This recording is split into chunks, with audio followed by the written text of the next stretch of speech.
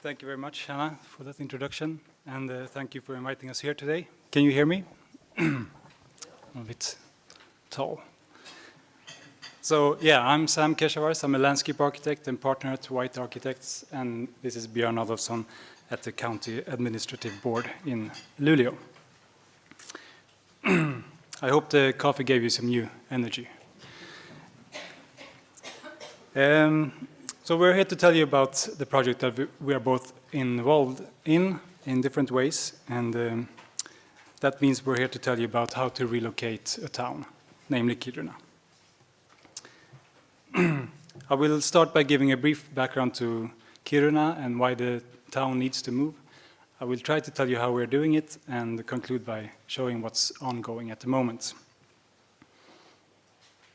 At certain times, I will give the word over to Björn to give his perspective on the project. So let's begin with some facts. You see here the town of Kiruna with its 18,000 inhabitants. You see Kirunavaara, the mining mountain to the left. You see Kiruna, the city in the center, and on the right you can slightly see the mountain of Luosavaara. And that is also the name of the mining company, LKAB, Luosavaara Kirunavaara Aktiebolag. Kiruna has a very long and proud history of architecture, planning, and art. Starting with the founding father Hjalmar Lundbom, who contracted the best planners at that time, such as Per-Olof Hallman, to design the new town, but also architects like Arthur von Schmalensee for the City Hall, and Ralph Erskine has really made their mark in this town. The geographical location above the polar circle means that this is subarctic climate. The average temperature is 2 degrees minus Celsius. That's 22 degrees Fahrenheit for Graham. And the sunlight conditions are extreme. In the sun, in summer the sun doesn't set for 50 days, and in winter it doesn't rise for 3 weeks. This has also made Kiruna a popular tourist attraction. People come from all over the world to see the Northern Light, the ice hotel in Jukkasjärvi, and other activities.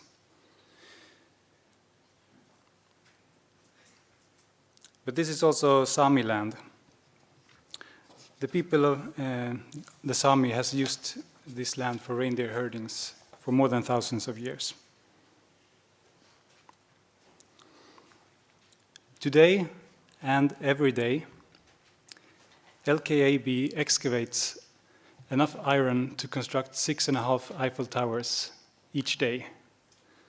I think that is a lot, and I think that is why it is possible to ask yourself if you can move a town. This also means that 90% of the iron in Europe is excavated in Kiruna. It also makes the mine the largest underground mine in the world. This is a section showing the iron ore in relation to the town. You see the ore here, and you see the town up there. And as you can see, the ore is sloping in under the city. And as the mining activity goes on, it creates cracks in the bedrocks, creating ground deformation, as you see on the white dashed line. And the deeper the mining activity goes, the further the deformation comes closer to the city.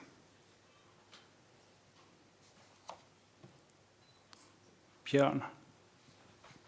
Yes.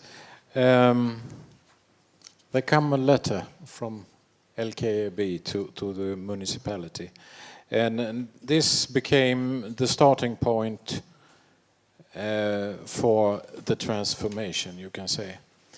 The city is situated where it is because of the mine, and now the mine has to develop has to grow under the city, as Sam showed.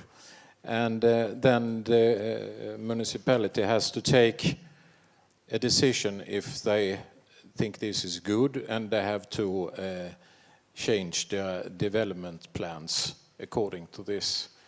And they started a planning process looking at this, and they decided to change the plans to help the company to develop the mine, and then they have to move the city. And of course, this evolves a lot of work.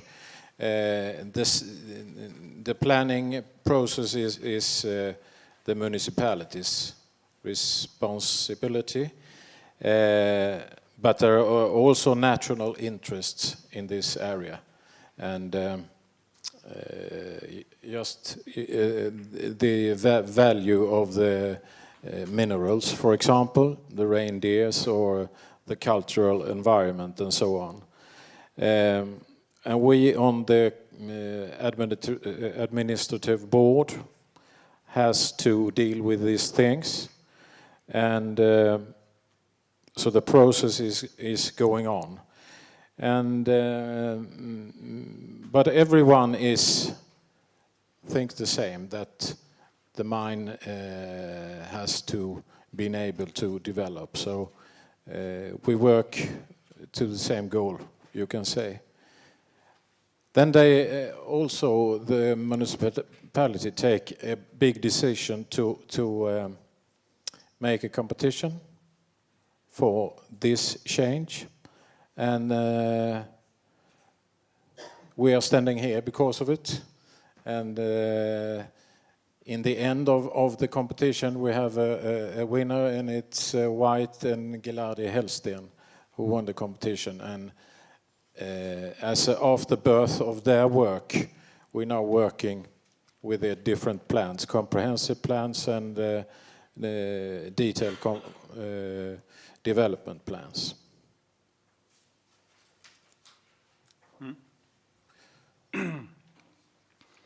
Just one thing. Yep. Parallel to this, the railway had to move.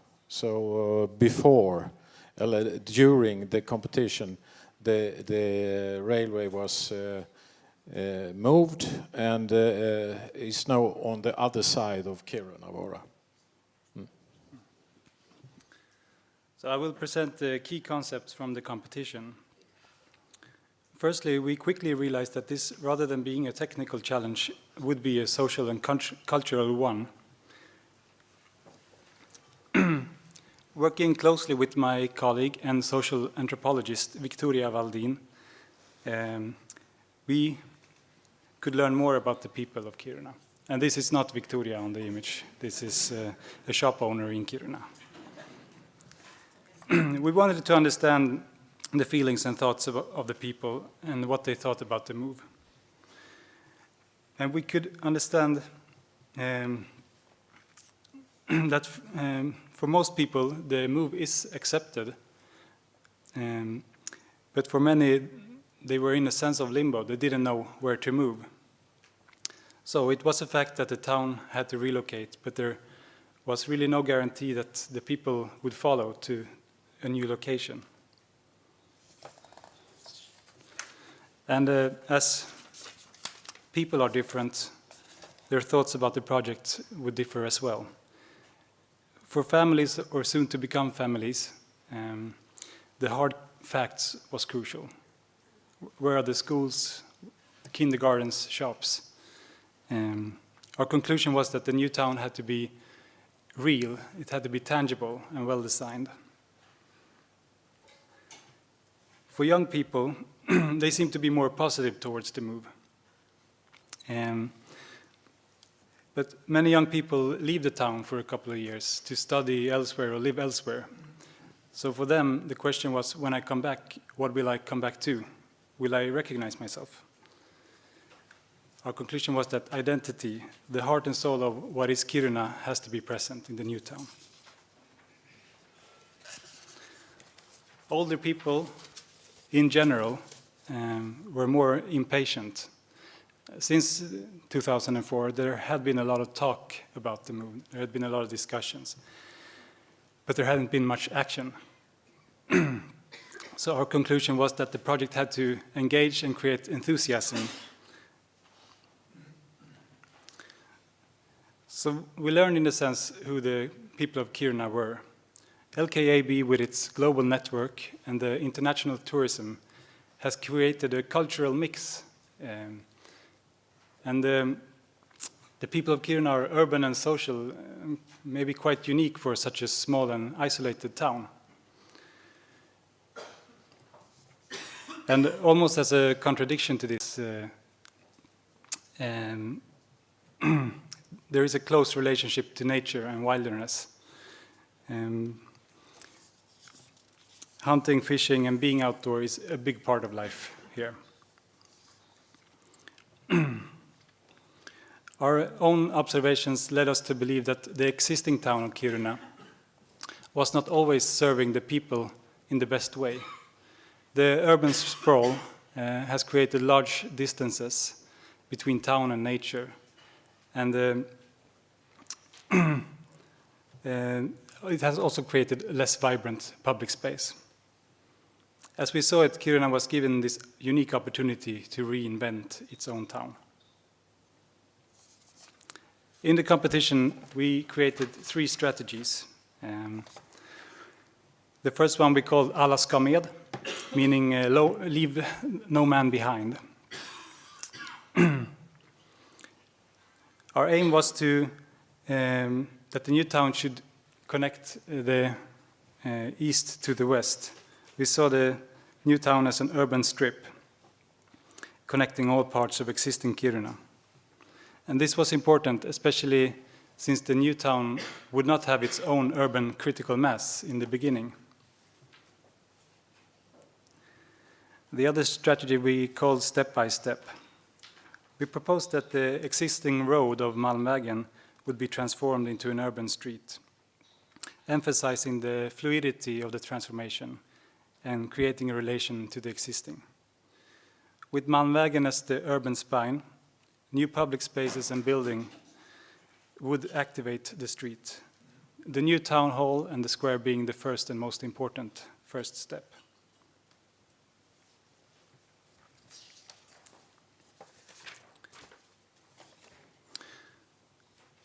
Our vision was that the new town center would be a dense, walkable, and mixed-use place. Another important aspect was that we wanted to create a direct access to nature for skiing, snow sleighs, and snowmobiles, but also for ecosystem services such as snow handling and stormwater. In the new town, we said that there should not be more than 3 blocks to nature. So the strategies so far focus mostly on the physical aspects of the move. But as said, we felt that the social aspects were equally important. Therefore, we tried to formulate process tools to encourage people to join in and help with their knowledge. The Kiruna Biennale would be a continuous dialogue, an opportunity to reflect upon the project along the way and give new input. It would be a possibility to invite the local community, but also to reach out internationally to people like you, architects and planners and artists. The Kiruna portal was our second process tool. And this is a place where you can go from thought to action. It is a workshop where building materials can be recycled and from the old town and transformed and used in the new town. And you can say that this is just as much about the processing of cultural identity as it is a responsible way of dealing with resources. You must remember that Kiruna is very isolated.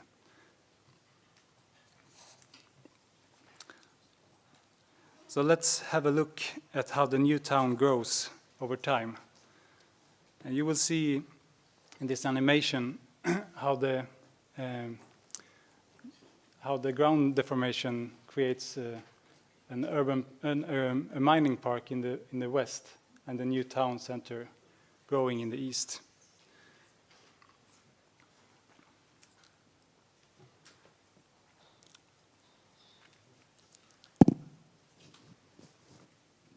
So in 2023, the new town will be docked into its neighboring districts, connecting east to west.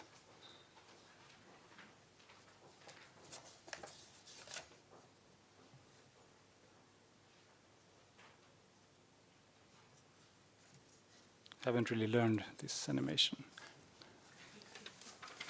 Going to 2033, as the dense town grows in a north-south direction, green parks make sure there's a direct access to nature. The street layout is both giving fast access to the city center as well as a broken structure to stop the cold winds from the southwest. Okay, as we leap to the 2100 scenario, the prognoses are very uncertain. We don't know much about this scenario, but in the competition we felt that we wanted to stress test the plan and see that there were different exit strategies for the city to grow in. This is a space syntax analysis showing the number of people living within 500 meters walking distance from each other in the different phases.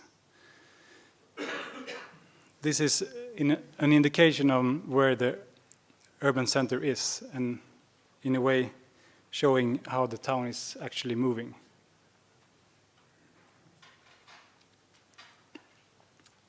Björn. As we have here the church in Kiruna, placed in a new situated in a new place. The church has been voted for the most beautiful building for 20 years ago or something like that. But this is an example of the need of cooperation in different issues caused by this transformation. It's a span of from global issues as the climate to national interests in the region to property holders' interests down to the moving of the graveyard and the physical movement of that and the rules around it. And you can handle that. That is something that is much more difficult to handle is the architecture of the memories of the people who has the dear ones in the graveyards, of course. But there is an ongoing dialogue in many issues with the municipality, different authorities, as the transport organization and LKAB, of course, and the citizens and other partners in this. And we have to make this something that we be expert of, as we have to deal with this for a long time, ongoing, for the 20 years or so, 30 years. So we're building experience together, and that's important that we can take this for the future as well. So we will end our presentation by showing a few illustrations on what it might look like and what we're working on right now. First is the square.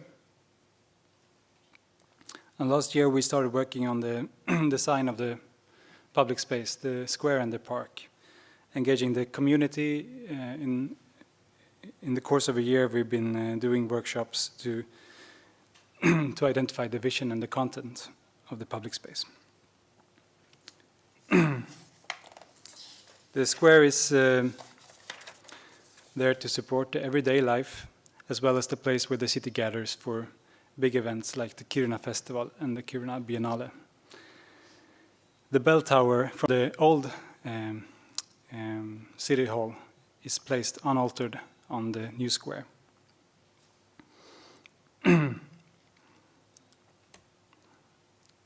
Unlike today, the new shopping street will be a vibrant public space in the center of the new town.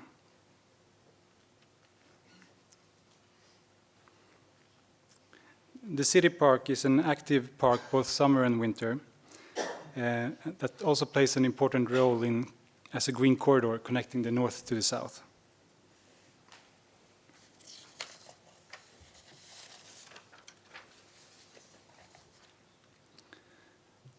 And in the neighborhood districts, we are mixing in new houses with old existing moved houses, as seen here in the case with Länsmannabostaden, the yellow house.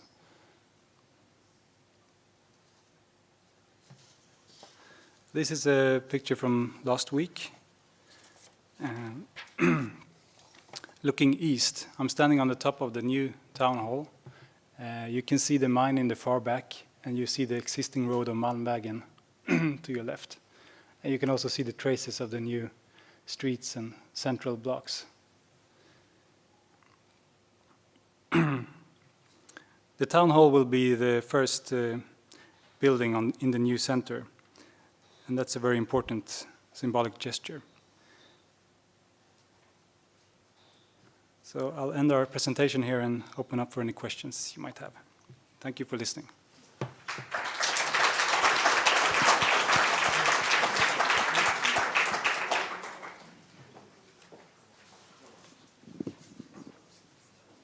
Okay.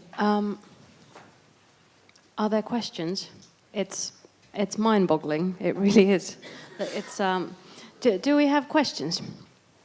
Yes, Graham.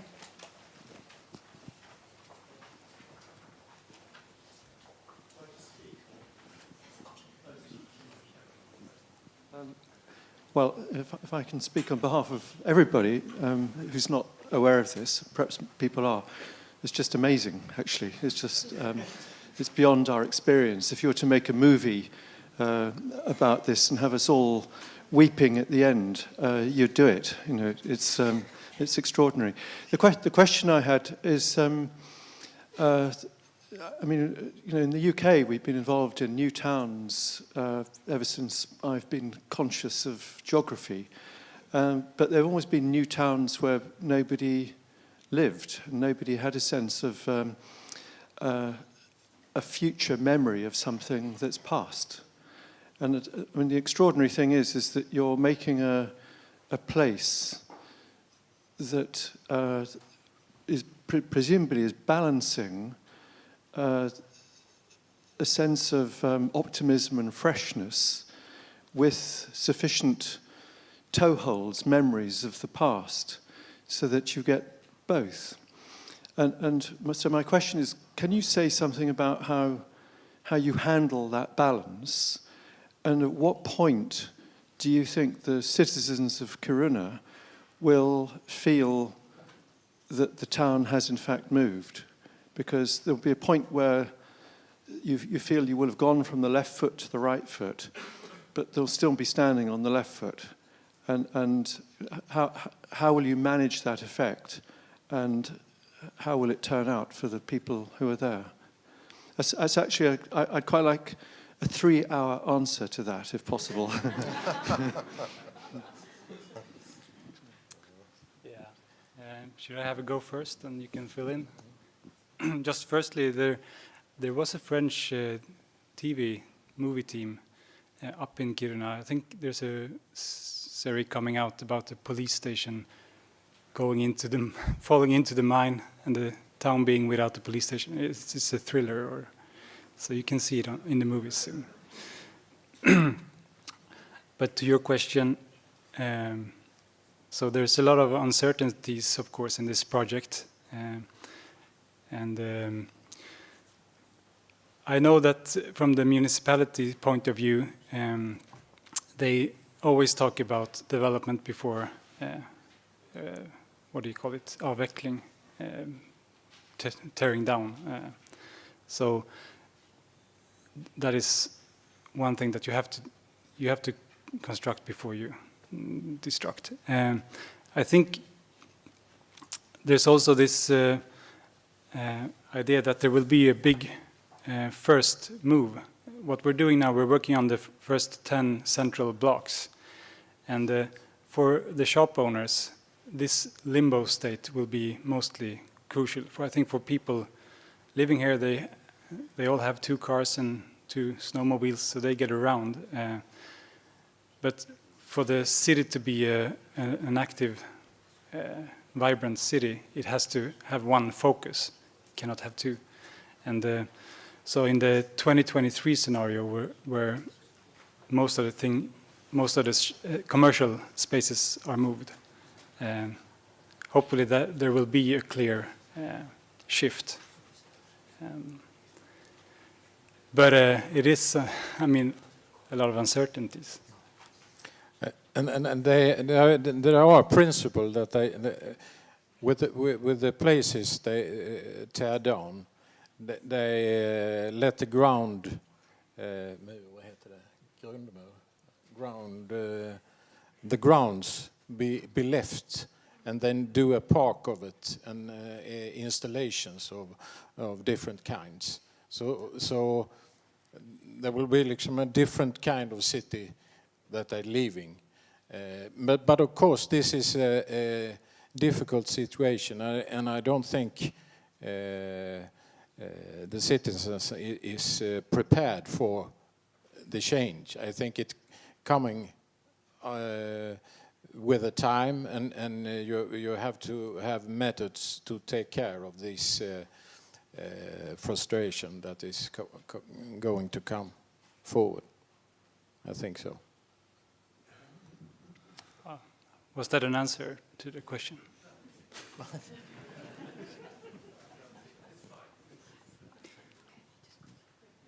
Right, we'll take a couple of more. We have one hand. There's the clock. Okay, first one. Yeah. Okay, I have a question about social networking in this case. When people are moving, of course, grown-up adults, they'll probably keep up their social networking with 2 cars. It's easier, and by moving markets, etc. But what about the kids, old people, etc.? The closest neighborhood. How you are going to work with that kind of thing?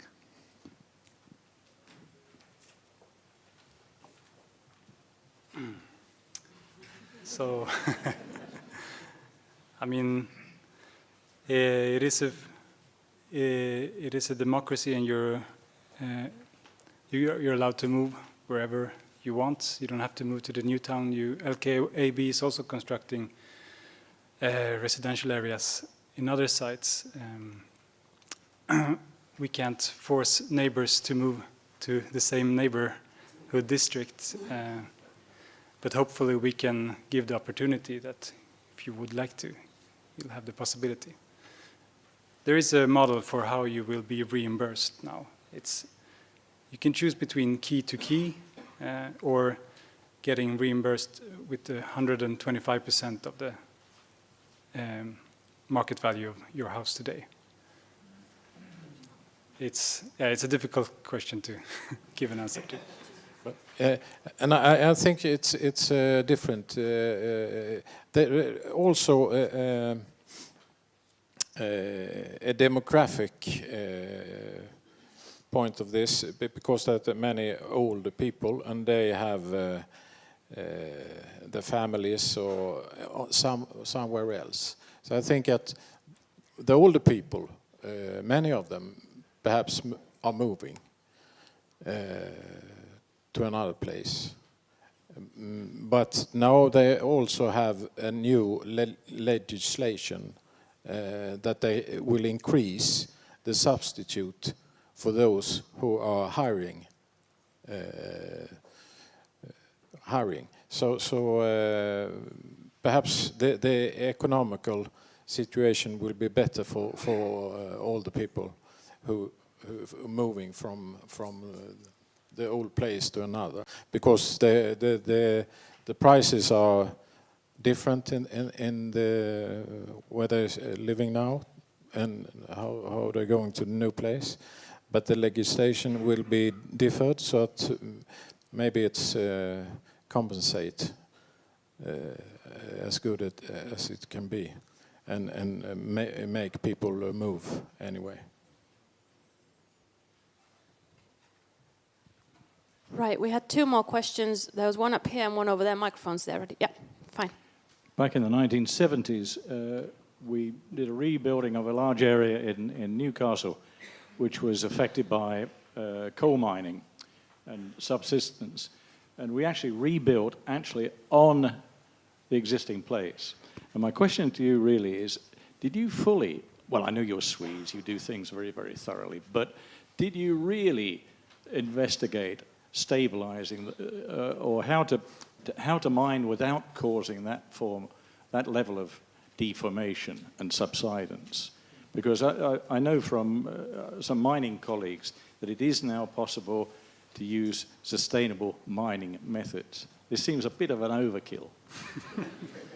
Yeah. Well, this method that are used in Kiruna is not to stabilize. It's a method of crashing, or I don't know what you call it. But if they should use this Newcastle method, it hasn't been. They hadn't. The prices had been too high for the iron. And then we have one final question up here. It's a bit funny, it's a short one, because one of my greatest experiences in life has been to be about 1,300 meters underground in a coal mine in the Ruhrgebiet in Germany. Do you get inspiration for your working? Have you been down in the mines, 1,300 meters? Have you been there? You're not allowed to go that far unless you're working there. But I've been to 525 Okay, meters. so I'm leading still in this room. Sorry. Yes, I've been, of course, several times. Okay, it really is a process that we will be following for several years to come. Thank you very much. Finally up, I will invite up here Panu.